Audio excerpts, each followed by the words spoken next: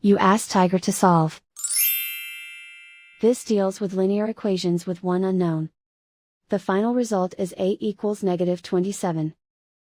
Let's solve it step by step. Group all constants on the right side of the equation. Add 6 to both sides.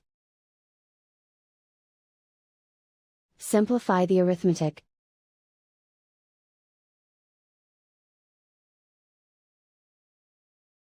Isolate the a. Multiply both sides by inverse fraction 3 over -2. Move the negative sign from the denominator to the numerator. Group like terms.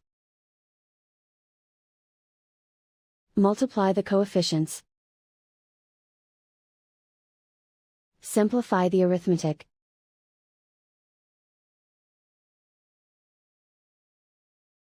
Move the negative sign from the denominator to the numerator.